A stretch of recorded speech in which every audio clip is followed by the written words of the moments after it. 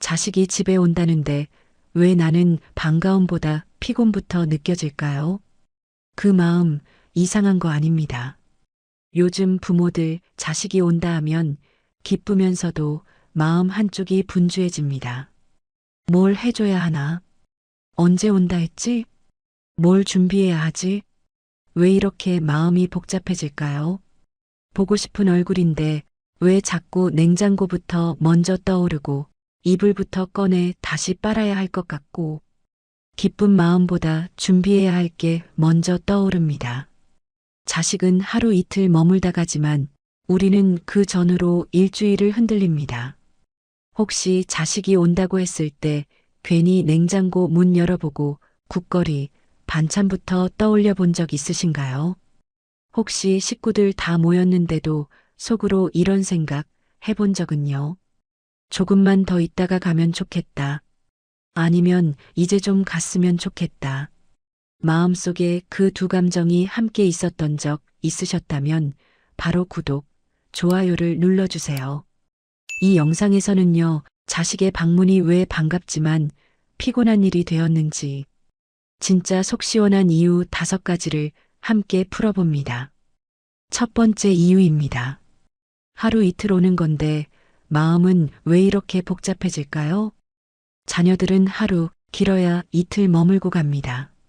머무는 시간은 정말 짧은데 이상하게도 그 짧은 시간이 내 일상 전체를 흔듭니다. 내가 평소에 입는 옷도 괜히 다시 들여다보게 됩니다. 이건 너무 편한가? 이건 또 너무 꾸민 것 같고 결국 그냥 무난한 옷으로 갈아입습니다. TV를 켜면 드라마를 보다 말고 리모컨을 넘깁니다. 손주들이 볼만한 채널로 미리 맞춰둡니다.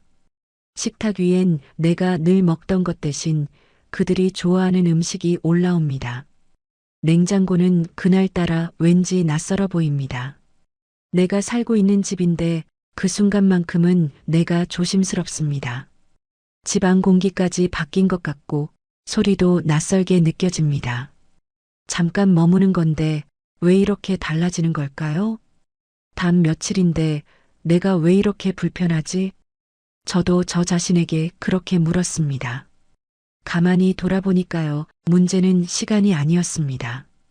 진짜 힘든 건 내가 익숙했던 생활 방식이 그 며칠 동안 내 손에서 벗어난다는 느낌이었습니다.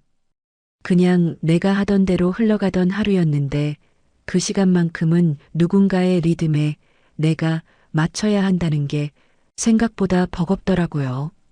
심리학자 다니엘 카너먼은 사람이 피곤함을 느끼는 이유에 대해 이렇게 설명합니다. 피로는 일의 양이 아니라 내가 이 상황을 조절할 수 있느냐 없느냐에 달려 있다. 즉, 시간이 짧고 일이 적어도 그 환경이 내가 아닌 타인의 흐름으로 돌아갈 때 사람은 훨씬 더 지친다는 겁니다. 하루 이틀 자식이 머무는 동안 나는 그 시간의 길이가 아니라 감정의 리듬 전체를 흔드는 변화를 겪고 있었던 겁니다. 문득 그런 생각이 들었습니다. 나는 왜 손님처럼 행동하고 있지? 말 한마디, 행동 하나, 괜히 조심스럽습니다. 내 공간인데 내가 편하지 않습니다. 그게 피곤했던 겁니다. 몸이 아니라 마음이 먼저 지쳐있던 겁니다. 그럼 어떻게 해야 할까요? 방법은 어렵지 않았습니다. 함께하는 시간을 내가 선택해서 만드는 것. 그게 핵심이었습니다. 예전엔 뭐 해줄까? 뭐 먹고 싶니? 이렇게 물었죠. 이번에는 내가 좋아하는 김치찌개 끓여볼까? 요즘 이 드라마 재밌더라. 같이 한 편 볼래? 내가 중심이 되는 자리로 그들을 부드럽게 초대하는 겁니다. 그러면 내 삶은 흐트러지지 않고 자식과의 시간도 편안해집니다. 기준을 세우는 게 아니라 분위기를 여는 것. 이게 정말 부드럽고 효과적인 방법이었습니다. 괜히 과하게 준비하지 않고 과도하게 맞춰주려 하지 않고 그냥 내가 늘 하던 방식 그대로 맞이해 보는 겁니다. 처음엔 이게 잘 안 됐습니다. 그래도 뭐 하나 더 해줘야 하지 않을까? 기다렸는데 특별한 걸 안 해주면 섭섭하지 않을까? 그런 생각에 괜히 손이 바빠지고 마음이 더 피곤해졌습니다. 그날도 특별한 건 없었습니다. 된장국에 묵은지, 고등어 한 토막 구웠습니다. 그냥 늘 먹던 대로, 하던 대로 밥상을 차렸습니다. 예전처럼 특별한 반찬도 없고 상도 소박한 밥상이었죠. 그런데 밥을 먹다 아들이 국물 한 숟갈을 뜨고 툭 말했습니다. 엄마 밥 먹으니까 진짜 살 것 같다. 그 말에 며느리도 고개를 끄덕이며 웃었습니다. 맞아요. 여기 오면 그냥 앉아서 밥 한 끼만 먹어도 기운 나는 것 같아요. 저는 아무 말도 하지 않았습니다. 근데 그 말이 가슴 어딘가에 조용히 오래 남았습니다. 뭘 대단한 걸 해준 것도 아니고 그저 늘 하던 대로 했을 뿐인데 그게 누군가에게는 숨 좀 돌릴 수 있는 시간이었구나. 그 생각 하나에 식탁이 더 따뜻하게 느껴졌습니다. 그날 이후로 마음을 조금 놓게 됐습니다. 다음에 또 온다 해도 굳이 뭘 바꾸지 않아도 되겠구나. 드라마를 꺼버릴 필요도 없고 옷장을 다시 열 이유도 없습니다. 내가 평소처럼 하던 대로 그대로 살아가면서 그 안에 그들을 맞이하면 되는 일이었습니다. 사람과 사람 사이에서 더 힘든 건 거리보다 자꾸 내 마음을 바꾸는 일이라는 걸 이제야 알겠습니다. 자식이 하루 이틀 다녀가도 내 마음이 지치지 않으려면 내 방식 속으로 그들을 초대하면 됩니다. 나를 잃지 않고 누군가와 어울리는 법, 그걸 이제 조금씩 배워가는 중입니다. 두 번째 이유입니다. 자식은 온다고 했지만 나는 마음의 준비가 안 돼 있었습니다. 기다린 게 아니라 통보라서 피곤한 겁니다. 우리 이번 주에 갈게요. 그 말이 반갑게 들려야 했습니다. 보고 싶었던 얼굴들이니까요.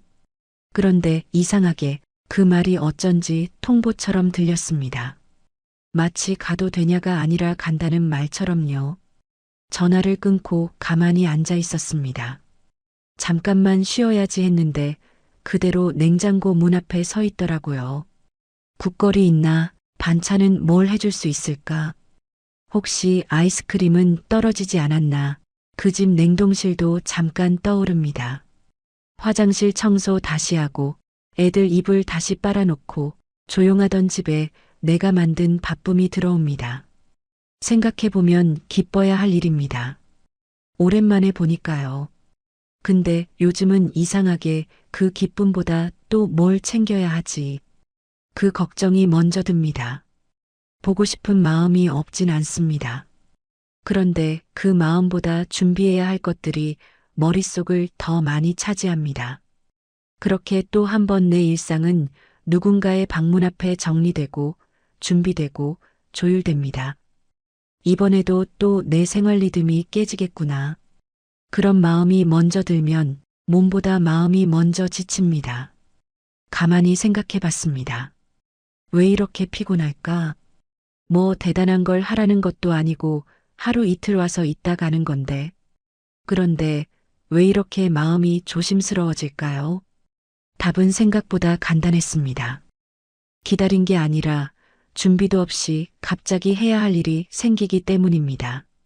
자식은 오겠다고 했지만 그 말이 내게는 지금부터 맞이할 준비를 해주세요처럼 들렸던 겁니다. 그 순간부터 저는 엄마가 아니라 누군가를 맞이하는 사람이 됩니다. 내 일정, 내 기분, 내 컨디션은 그 통보 앞에서 멈춥니다.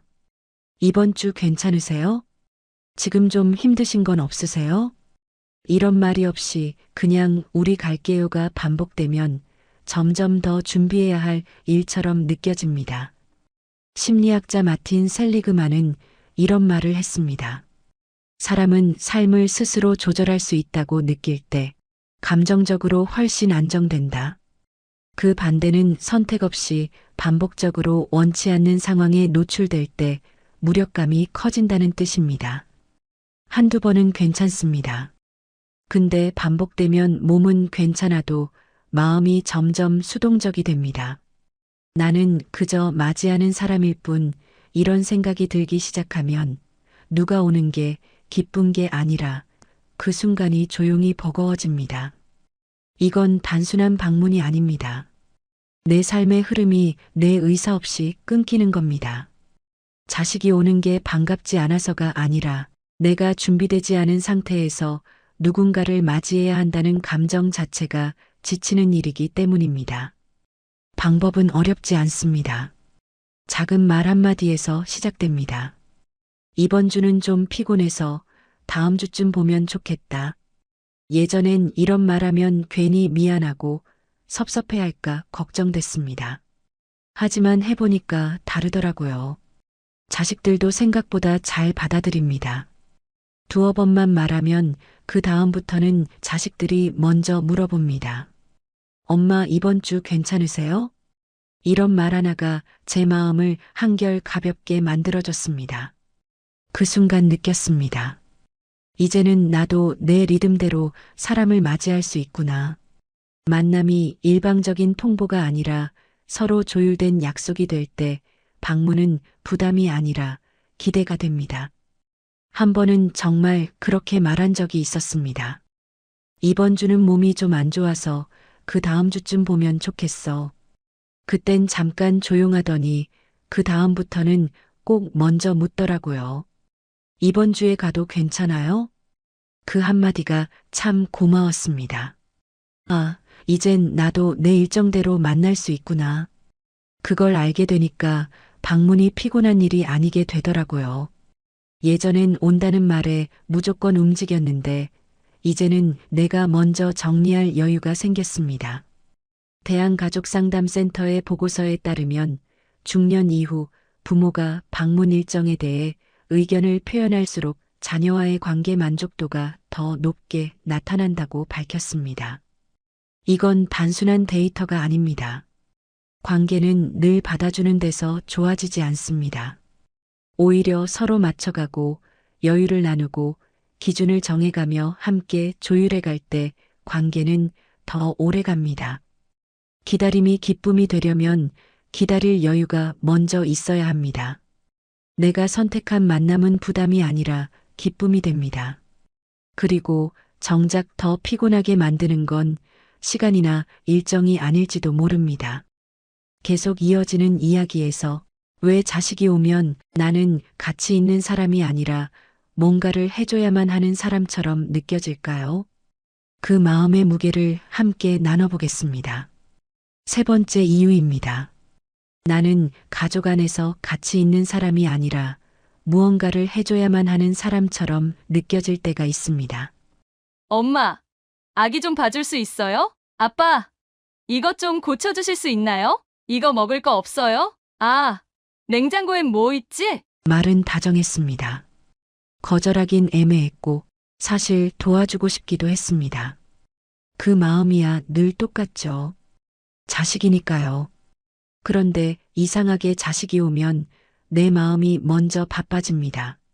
몸이 먼저 움직이지 않아도 마음은 벌써 해야 할 일을 향해 갑니다. 나도 하루를 살고 있었는데 그들이 오는 순간 내 하루는 멈추고 그들의 하루를 도와주는 사람이 되는 느낌. 가치 있는 시간이긴 한데 그 시간이 자꾸 일처럼 느껴지는 이유. 그게 뭘까요? 보고 싶은 마음 있습니다. 반가운 얼굴이니까요. 근데 그 마음보다 준비해야 할 것들, 해줘야 할 일들이 자꾸 머릿속을 먼저 차지합니다. 그래도 부모니까 이 정도는 도와줘야지 그 마음으로 또 움직이게 됩니다. 근데 그럴수록 나는 점점 지쳐갑니다. 문제는 단순합니다. 겉으론 가치 있는 것 같아도 실제로는 요청만 오고 쉼은 없는 시간이기 때문입니다. 자식들은 오랜만에 오니까 부탁할 것도 많고 기대도 많고 의지도 많습니다. 그 마음을 이해 못하는 건 아닙니다. 하지만 그 순간부터 부모는 존재가 아니라 역할로 움직이게 됩니다. 밥을 차리는 사람, 손주를 돌보는 사람, 무언가를 도와주는 사람. 그리고 그 안에서 나는 조금씩 사라집니다. 내가 사라진 자리에 엄마, 아빠, 어머님이라는 호칭만 남습니다. 그 이름들은 다 좋지만 그 안에 나 자신이 없을 때 그건 서운함으로 바뀝니다. 심리학자 에릭 번은 인간의 내면 상태를 부모, 어린이, 성인 세 가지로 설명합니다. 그에 따르면 가장 건강한 관계는 성인 대 성인으로 마주설 때 가장 안정적이라고 말합니다. 하지만 현실에서는 그렇지 않죠. 결혼을 해도 아이를 낳아도 부모는 여전히 엄마, 아빠라는 역할로 남아 있습니다. 엄마니까, 아빠니까 늘 도와줘야 하고, 늘 해줘야 하고, 늘 괜찮아야 한다는 기대.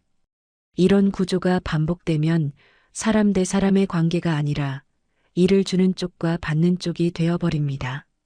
그리고 그렇게 되면 같이 있어도 쉴 수가 없습니다. 자식이 오면 같이 있다는 느낌보다 도와줘야 한다는 무언의 신호를 먼저 느낍니다. 한두 번은 괜찮습니다.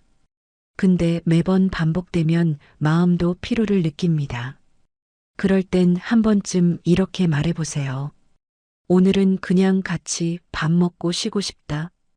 이건 부탁을 거절하는 말이 아니라 함께 있는 방식에 대한 제안입니다. 아기 조금만 봐주세요. 이런 말이 들리면 잠깐은 볼게. 근데 오늘은 같이 앉아서 차 한 잔 마시자. 이렇게 내가 원하는 시간도 조금은 꺼내보는 겁니다. 처음엔 자식들도 어색해할 수 있습니다. 엄마가 왜 이러시지? 그런 눈치가 느껴질 수도 있습니다. 그런데요, 몇 번만 그렇게 해보면 정말 달라집니다. 자식들도 압니다. 아, 이제 엄마도 쉬고 싶으시구나. 이제는 우리가 챙겨드려야 하는구나. 그 마음이 조금씩 서로에게 자리 잡기 시작합니다. 한 번은 그랬어요. 며느리가 부탁을 하길래 그날은 그냥 조용히 말했죠. 오늘은 나도 좀 쉬고 싶어서 그래. 잠깐 조용하더니 알겠다고 하더라고요. 그냥 본인이 알아서 했습니다. 그리고 그날 저녁 같이 앉아서 차를 마시는데 며느리가 조용히 말했습니다. 어머님이 옆에 계시니까 괜히 든든하네요. 그 말을 듣는데 속으로 좀 울컥했습니다. 아, 무언가를 하지 않아도 내가 그 자리에 있어주는 것만으로도 충분할 수 있구나. 그걸 처음 알았습니다. 그날 이후로 내가 뭘 해줘야만 하는 사람이라는 그 무거운 생각에서 조금씩 벗어날 수 있었습니다.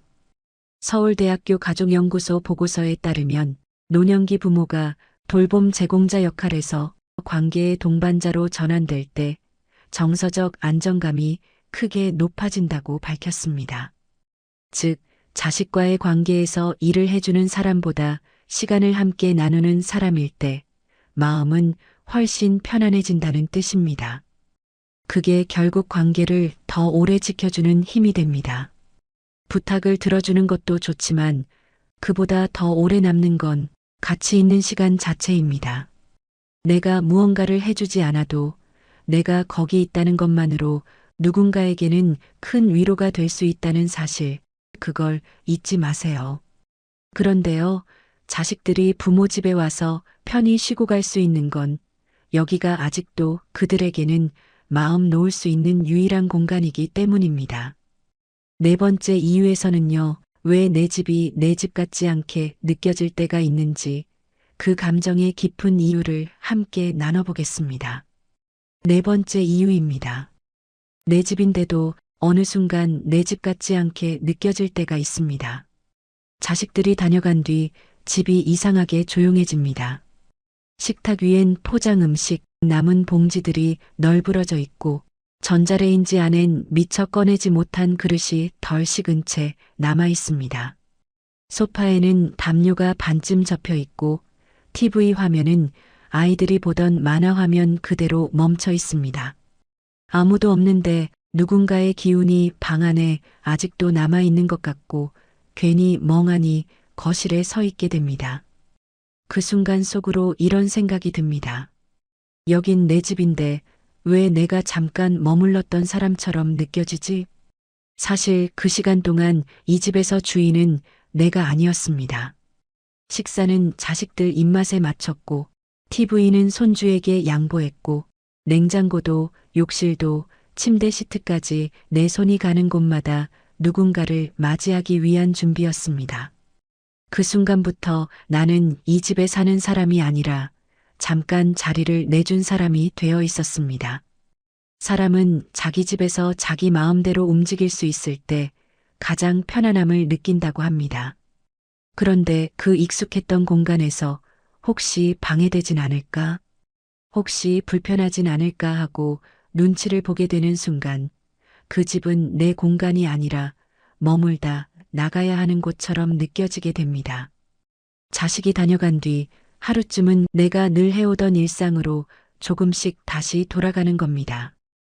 식탁 위엔 내가 먹던 반찬을 올리고 TV는 내가 늘 보던 드라마 채널로 소파 쿠션은 내가 자주 앉는 자리에 다시 놓고요. 이 집은 내 집이고 여긴 아직도 내가 사는 곳이라는 걸 나부터 다시 느끼게 해주는 겁니다. 하루는 자식들이 떠난 다음 날 아침이었어요. 식탁 위에 남겨진 일회용 컵이 하나 있더라고요. 아들이 커피 마시다 놓고 간 거, 그 옆에 내가 늘 마시던 둥글레 차를 조용히 한 잔 따라 놓았습니다. 두 잔이 나란히 놓인 걸 바라보다가 잠깐 멈췄습니다.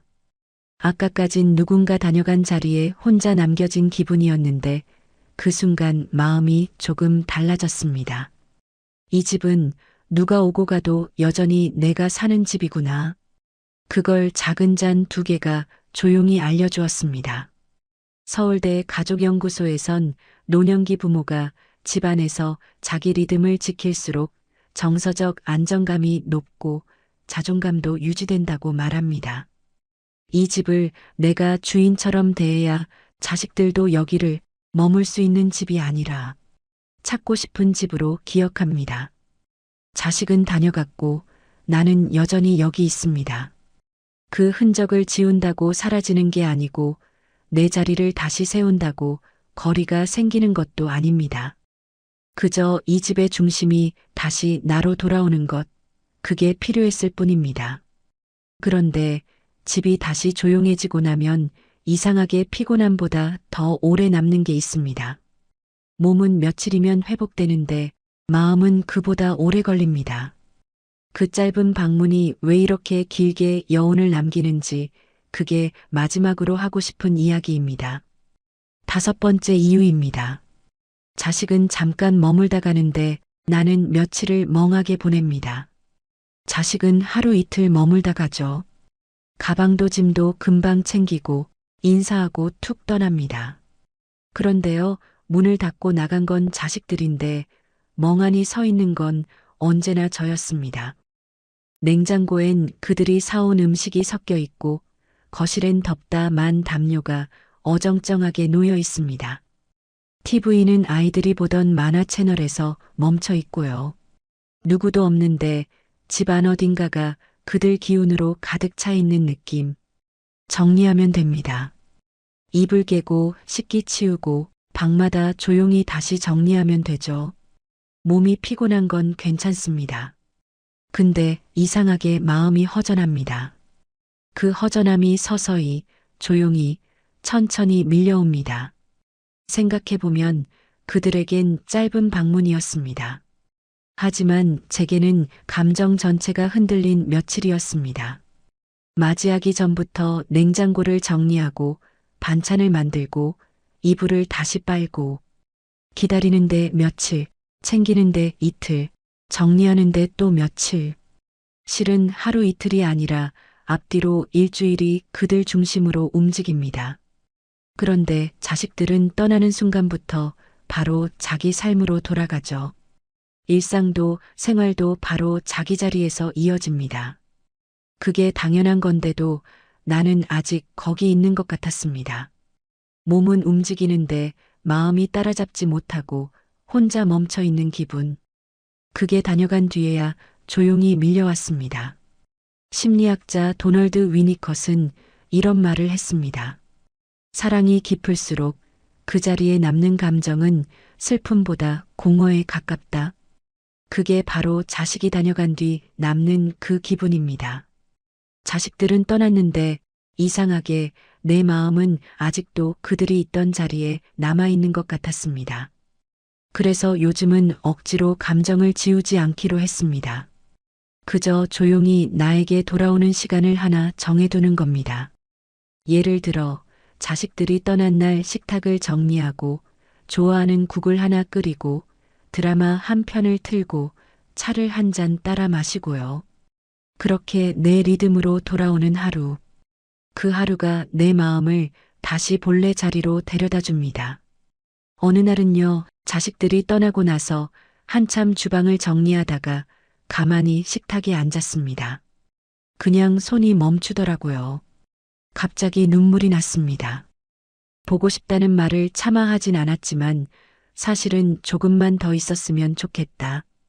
그 마음이 조용히 남아 있었던 것 같아요. 그 짧은 방문이 이렇게 마음을 흔들 줄은 그들이 떠나고 나서야 알았습니다. 대한가정심리센터 보고에 따르면 노년기 부모의 76%가 자녀 방문 이후 감정 흔들림을 경험하며 이를 억누르지 않고 자연스럽게 회복하는 경우 삶의 만족도와 정서 회복력이 더 높았다고 밝혔습니다. 허전함은 약해서 생기는 감정이 아닙니다. 누군가를 진심으로 맞이했기 때문에 남는 감정입니다. 그건 상처가 아니라 사랑의 흔적입니다. 자식은 다녀갔고 나는 여기에 남았습니다. 그 하루 이틀이 나에겐 한참을 흔드는 시간이었습니다. 그리고 이제 마지막으로 이 5가지 이유를 지나며 내가 정말 바랐던 건 무엇이었는지 그 마음을 조용히 정리해 보겠습니다. 자식이 온다고 무조건 반갑기만 한 건 아니었습니다. 그들의 방문은 기쁜 마음과 함께 조금은 분주함도, 조금은 허전함도 같이 남기고 갑니다. 나는 그 만남을 준비했고, 그 만남을 치렀고, 그 만남을 정리했습니다.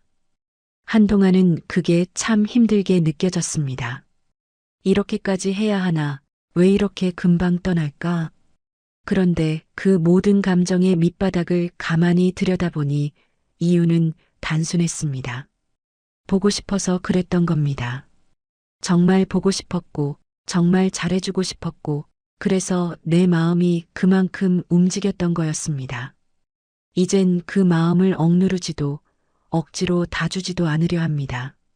내가 감당할 수 있는 만큼만 주고, 내가 괜찮은 만큼만 열고, 내가 준비된 만큼만 맞이하려 합니다.